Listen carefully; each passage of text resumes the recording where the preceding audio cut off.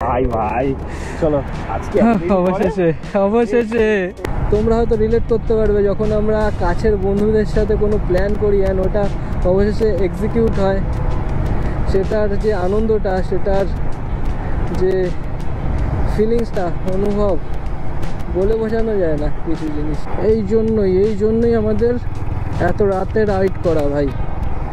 দেখো রাস্তা পুরো ফাঁকা, এই রাস্তায় যা জ্যাম হয় দিনের বেলা মারাত্মক। দুপাশেই পুরো সবুজ, হালকা কুয়াশায় ঢাকা। এই ভোরের আমেজটাই সত্যি, এই ভোরের আমেজটাই আলাদা। ঝাউ গাছে ঘেরা রাস্তায় আমরা চলে এসেছি। এই রাস্তা পেলেই কিন্তু মনে হয় যেন পাশেই সমুদ্র, আর কিছুটা। চলে এসেছি আমরা সকালে 7:30টায় আমরা দীঘায় এসেছি। আমরা হোটেলে চেক ইন করেছি সকাল 8:30টায়।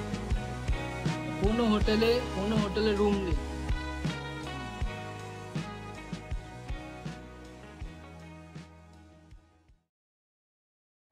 এখন টাইম হয়ে গেছে রাত 11:10। আমরা আজকের রাইড শুরু করছি আমার বাড়ি নৈহাটি থেকে। এইবারের ডেস্টিনেশন কিন্তু আমাদের পাহাড় নয়, আমাদের ডেস্টিনেশন হতে চলেছে সমুদ্র, তাও আবার বাঙালির ইমোশন দীঘা। এইবারের রাইডটায় আরও অনেক এনজয় করব, অনেক মজা করব। তার কারণ হচ্ছে এই রাইডে আমি একা নই, আমার সাথে কিন্তু থাকছে আমার ছোটোবেলার 2 বন্ধু। আমাদের এখান থেকে রাইড শুরু করার কথা প্রায় 11টা। আমি অল রেডি হয়ে রয়েছি, তোমাদের সাথে দেখা করছি হান্টারের সাথে। এই হলো হান্টার। ট্যাঙ্ক ব্যাগ নিয়ে নিয়েছি একটা, সাথে রয়েছে একটা লাগেজ, যেটা আমরা মেঘালয় অ্যান্ড অরুণাচলের সময় নিয়েছিলাম। এবারে কম লাগেজ আছে, জাস্ট ব্যাগ ক্যারিয়ারে বেঁধে নিয়েছি। চলো আজকের রাইড আমরা শুরু করব। টাটা,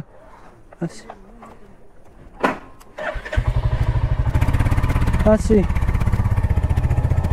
জয় শ্রীকৃষ্ণ, সাথে থেকো। এখন সময় হয়ে গেছে রাত 11:30, আর নৈহাটি থেকে আমি আমাদের জার্নি শুরু করলাম। আমরা ধরে নিয়েছি কল্যাণী এক্সপ্রেসওয়ে।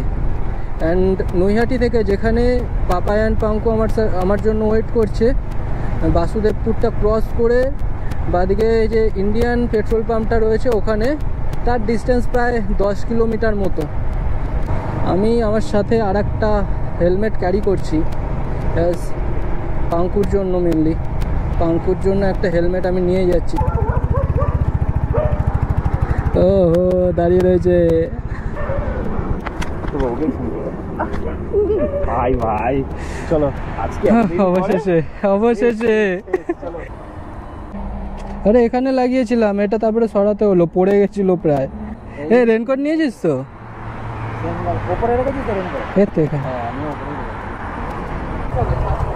ফুল ট্যাঙ্ক করে দাও। না আছে, অলরেডি ফুল করাই ছিল। অলরেডি আমার ফুল ট্যাঙ্ক করাই ছিল, 2 দিন আগে ফুল ট্যাঙ্ক করিয়েছি। তো এখানে জাস্ট 200 টাকার তেল ভরালাম, তাতেই হয়ে গেছে। আমাদের 3 ভাইয়ের একসাথে দীঘা যাওয়ার প্ল্যানটা কিন্তু এখনের নয়, প্রায় অনেক সময় ধরে আমাদের এই প্ল্যানটা করার চেষ্টা করছিলাম। 3 জনের জাস্ট একসাথে হয়ে উঠছিল না, কিন্তু এবারে হঠাৎ করে আমরা 3 ভাই ডিসাইড করে বেরিয়ে পড়লাম। এরকম কুইক প্ল্যানগুলোই কিন্তু কাজ করে যায়। অনেক দিন ধরে প্ল্যান করে অনেক প্ল্যান ক্যান্সেল হয়, কিন্তু হঠাৎ করে যে প্ল্যানগুলো হয় মাঝে মধ্যে এক্সিকিউট হয়ে যায়।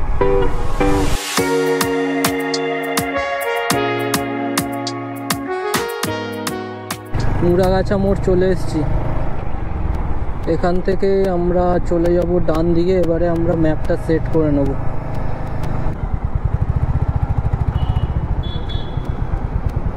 এই জন্যই আমাদের এত রাতে রাইড করা ভাই। দেখো রাস্তা পুরো ফাঁকা, এই রাস্তায় যা জ্যাম হয় দিনের বেলা মারাত্মক। রাস্তার বেলায় একটা স্মুথ রাইড পাবো, আরামসে রাইড করতে পারবো। অ্যান্ড অতটা গরম থাকবে না, বেশ ঠান্ডা।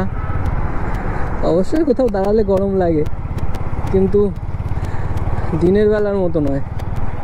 এই সোদপুর থেকে চলে এলাম আমরা বিটি রোড দেখো ভাই, রাত্রি এখন 12:30 বাজে, তাও কিন্তু রাস্তায় লোকজন রয়েছে। একদম আমাদের ওইদিকের ভেতরের রাস্তার মতো সুনসান না আর কি।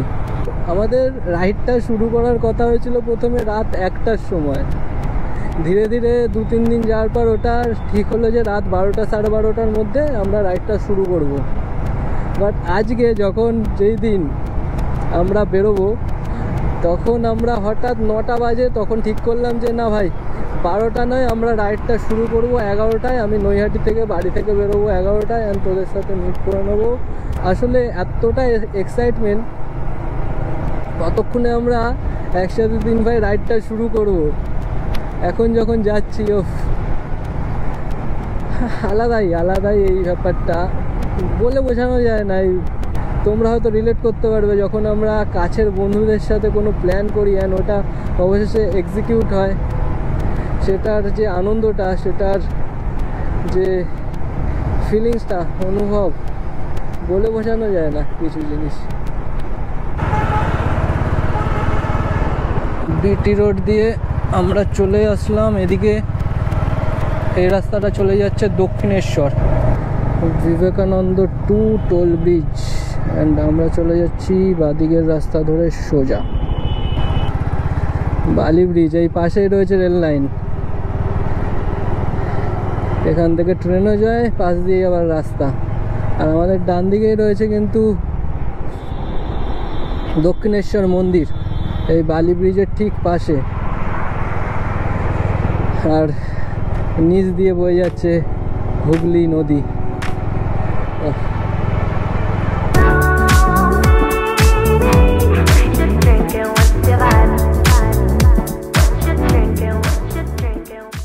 দেখো ডান দিকে, দেখো লরির জ্যামটা দেখো। রাতে এই জিনিসটাই থাকে একটা, যে লরির জ্যামটা হয়। এখান থেকে বাদিকে চলে যাচ্ছে শালকিয়া।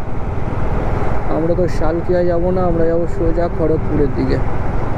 যেহেতু আমরা রাতে রাইড করছি, যদি মাঝে কারোর ঝিম ধরে যায় দেন আমরা কোথাও দাঁড়িয়ে পড়বো। আমাদের বলা আছে ভাই, কারোর যদি মনে হয় যে ঘুম পাচ্ছে একটু হলেও, সঙ্গে সঙ্গে দাঁড়িয়ে পড়তে। রিস্ক নেওয়ার কোনো দরকার নেই, আমরা যথেষ্ট টাইম নিয়ে বেরিয়েছি। কোলাঘাট এখান থেকে এখনও 55 কিলোমিটার। কোলাঘাটে একটা স্টপেজ নেব।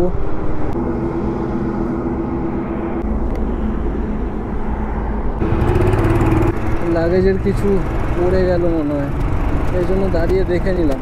আগের রাইডে একবার হয়েছে তো, এই জন্য এরকম মনে হলে একটু দেখে নেওয়াটাই বেটার। লাগেজটা দেখার জন্য একটু দাঁড়িয়ে গেলাম, ওরা এগিয়ে গেছে মনে হয়।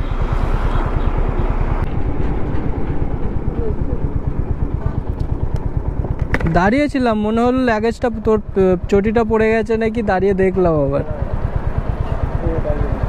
ঠিক আছে,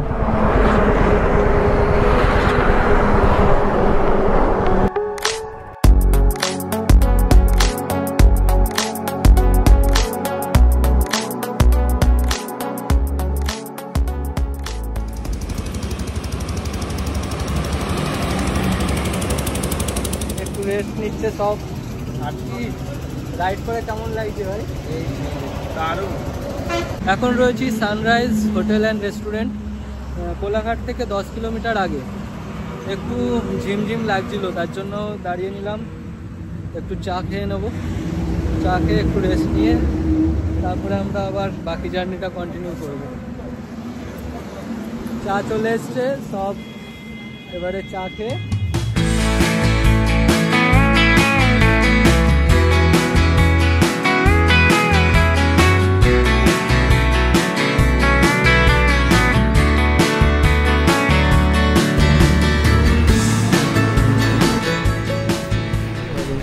Ghosh hotel and restaurant.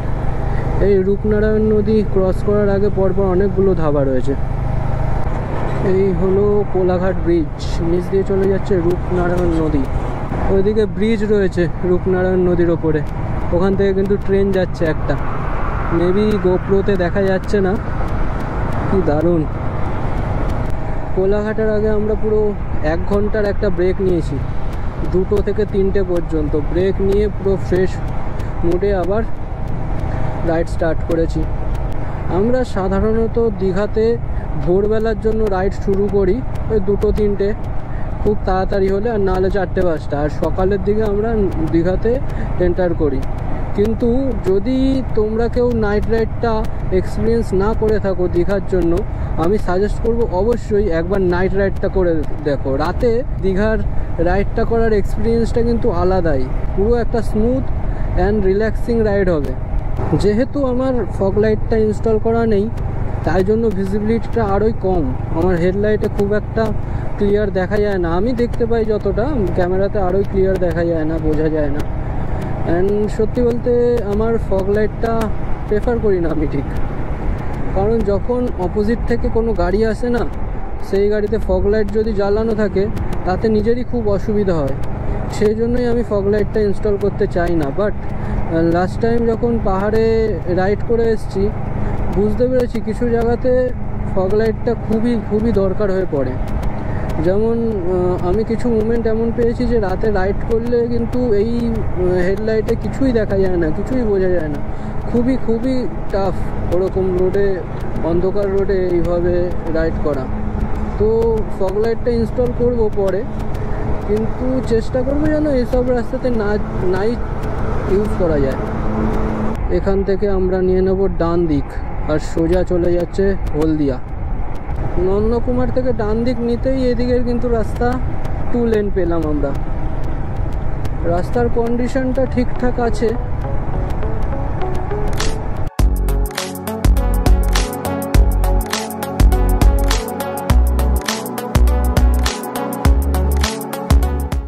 Nandakumar থেকে ডান দিক নেওয়ার পর এই রাস্তাটা আমরা সবাই জানি যে কম বেশি কতটা জ্যাম থাকে। এই সময় এই রাস্তাটা থেকে যাচ্ছি বলেই এরকম ফাঁকা পেয়েছি। তার মধ্যে এখন কিন্তু মন্দিরটা চালু হওয়ার পর থেকে ক্রেজটা আরও বেড়েছে, অ্যান্ড মেনলি উইকেন্ডে আরও বেশি জ্যাম হয়। গাড়ির পেছনে লেখাটা দেখো, তোমার হিংসা আমার জয়। বাহ,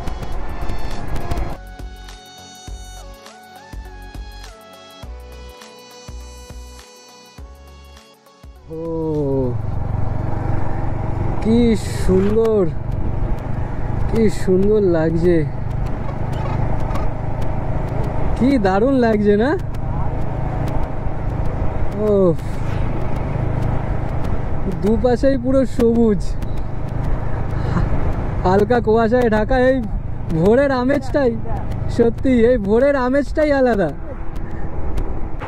দেখ কি সুন্দর, পুরো মন জুড়িয়ে যায় একদম।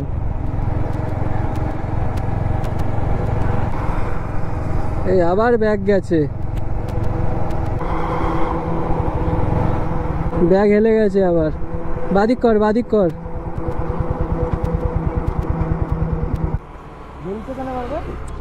এদিকে ভার বেশি হয়ে গেছে।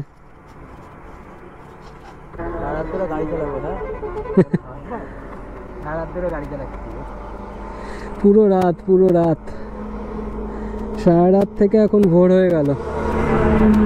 হ্যাঁ দেখাচ্ছে 6:05:53।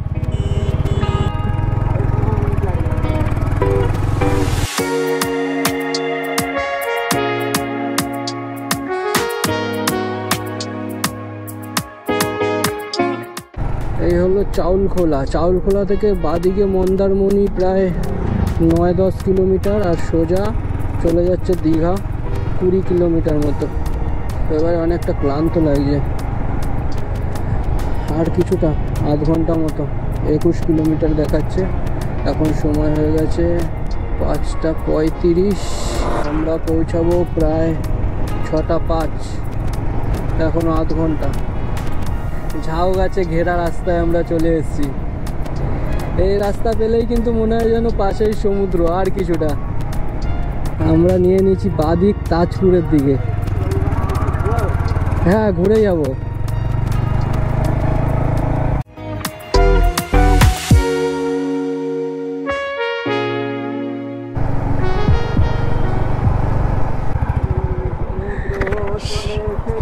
পুরো সমুদ্রর পার ধরে আমরা চলে যাব।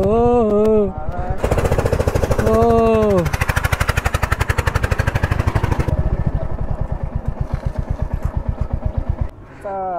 চলে এসছি আমরা। কই আরেকজন, কিরে চলে এসছিস? কাঁদিস না ভাই। হ্যাঁ হে সমুদ্রে যাস না, এ কি এত তাড়াতাড়ি কিসের? কটা বাজে? 6টা।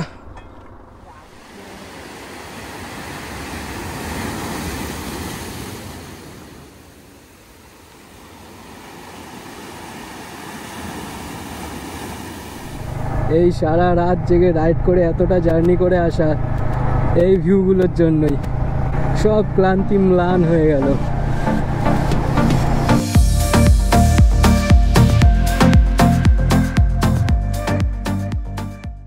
প্রায় 1.5 ঘন্টা ধরে আমরা রুম খুঁজে খুঁজে অবশেষে আমরা একটা হোটেল পেয়েছি, তাও বাজেট ফ্রেন্ডলি একদমই নয়।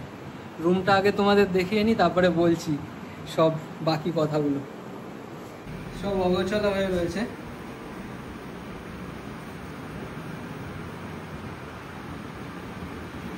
এখানে একটা ছোট্ট ব্যালকনি, তার অবস্থা কোনো ভিউ নেই, জাস্ট জামা কাপড় মেলা যাবে আর কি। এই একটা ছোট বেড আর একটা ট্রিপল বেড বলা যেতে পারে। সকালে 7:30টায় আমরা দীঘায় এসেছি। আমরা হোটেলে চেক ইন করেছি সকাল 8:30টায়। কোনো হোটেলে রুম নেই, বেশিরভাগ হোটেলে রুম নেই। যাও কোনো হোটেলে রুম আছে, প্রাইস খুবই হাই। আমরা যে রুমে এখন রয়েছি তোমাদের দেখালাম, এর রুমের প্রাইস 2200 টাকা। মানে দীঘাতে এতবার এসেছি কখনো এরকম ফেস করিনি, এই প্রথমবার এরকম ফেস করছি। যাই হোক, পিক সিজন অ্যান্ড মন্দিরটা হয়ে যাওয়ার পরে আরো এরকম হয়ে গেছে বাজেট।